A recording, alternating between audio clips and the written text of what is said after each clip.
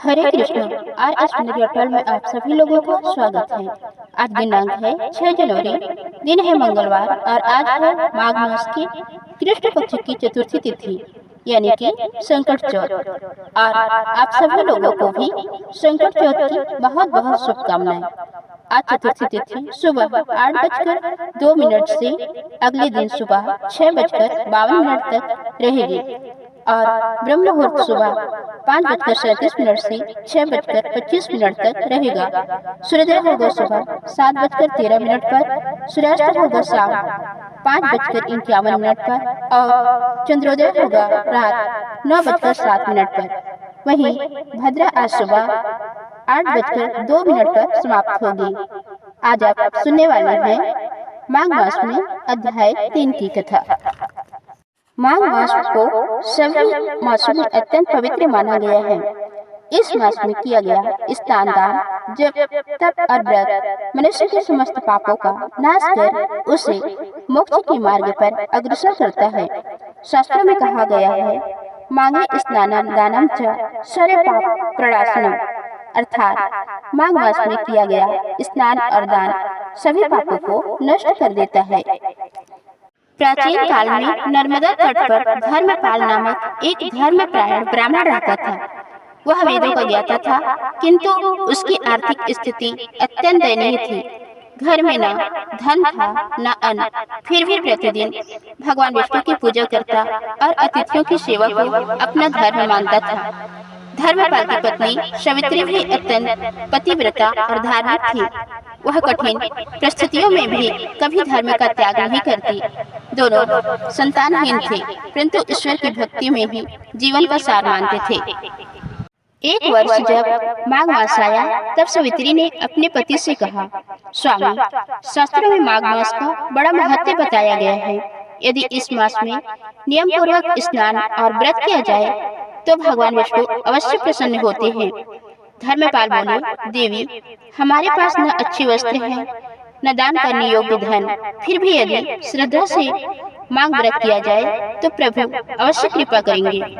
दोनों ने निश्चय किया कि चाहे जैसे भी कठिनाई आए, वे माघ मास में प्रातः ब्रह्म मुहूर्त में नदी स्नान कर भगवान विष्णु का पूजन और यथाशक्ति दान अवश्य करेंगे। माघ मास के प्रथम दिन दोनों प्रातः अंधकार में ही नर्मदा नदी पहुँचे। ठंडी हवा, शीतल जल और शरीर को कपा देने वाली ठंड के बावजूद उन्होंने श्रद्धा पूर्वक स्नान किया। स्नान के पश्चात भगवान विष्णु का ध्यान करते हुए कहा, हे नरड़, हम अज्ञानी हैं, निर्धन हैं, परंतु आपकी शरण में हैं। हमारे इस छोटे से व्रत को स्वीकार करें।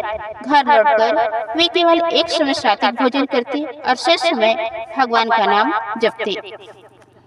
एक दिन स्नान के बाद सवित्री ने देखा कि एक वृद्ध साधु अत्यंत दुर्बल अवस्था में नदी के तट पर बैठे हैं। उनके पास पहनने के लिए वस्त्र भी ठीक से नहीं थे। सवित्री के पास केवल एक पुराना कंबल था जो स्वयं ठंड से बचने के लिए उपयोग करती थी। सवित्री ने बिना संकोच के वह कंबल साधु को दे दिया। धर्मपाल ने भी उन्हें थोड़ा सा अन्न दान दिया। साधु ने प्रसन्न होकर कहा, वत्सो, तुमने माघ मास में सच्चा दान किया है, तुम्हें इसका फल अवश्य मिलेगा।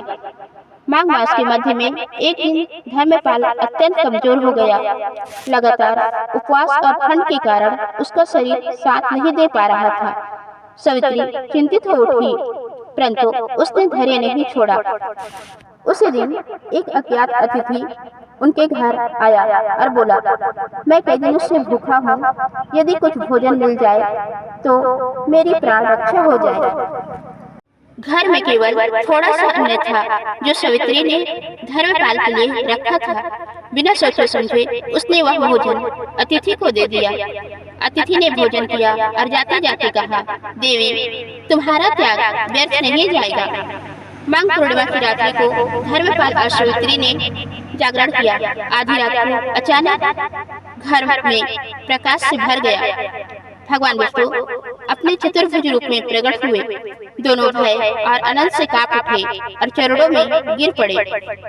भगवान विष्णु बोले, वत्सो, तुम दोनों ने माघ मास में सच्चे मन से स्नान, दान और सेवा की है। बिना किसी लोभ के किए गए कर्म मुझे अत्यंत प्रिय है। भगवान ने वरदान दिया, धर्म पाल को धन्य धान से परिपूर्ण जीवन दिया, सावित्री को संतान सुख प्रदान किया और दोनों को भक्ति एवं अंत में मोक्ष प्राप्त हुआ। भगवान के दर्शन के बाद उनके जीवन में अद्भुत परिवर्तन आया। धर्मपाल को राजसभा में सम्मानित स्थान मिला। उसके ज्ञान और धर्म प्रीति से प्रभावित होकर राजा ने उसे अपना मंत्री बना लिया। कुछ समय बाद सावित्री ने एक तेजस्वी पुत्र को जन्म दिया जो आगे चलकर महान विद्वान बना। फिर दोनों ने कभी माघ मास का व्रत नहीं छोड़ा। वे हर वर्ष माघ में स्नान, दान और भगवान विष्णु की पूजा करते रहे। इस कथा से हमें यह शिक्षा मिलती है कि माघ मास में भाव और श्रद्धा सबसे महत्वपूर्ण है। दान धन से नहीं, नियत से बड़ा होता है। भगवान विष्णु अपने भक्तों की परीक्षा अवश्य लेते हैं, पर अंत में उन्हें सर्वोत्तम फल भी देते हैं। माघ मास में करने योग्य कार्य: प्रातःकाल नदी और स्वच्छ जल में स्नान करना, भगवान विष्णु का पूजन और नाम जप करना, यथाशक्ति दान करना, अन्न, वस्त्र, कंबल आदि का सत्य, संयम और सेवा का पालन करना। माघ मास केवल एक धार्मिक परंपरा नहीं बल्कि आत्मिक शुद्धि का मार्ग है।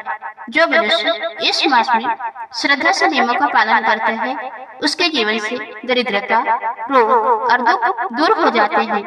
अंत में यही कहा गया है, माघे कुरुते पुण्यम स याति परमाम गतिम, अर्थात जो माघ मास में पुण्य करता है वह परम गति को प्राप्त करता है। तो दोस्तों, ये थी आज की वीडियो। उम्मीद है आप लोगों को पसंद आई होगी। धन्यवाद।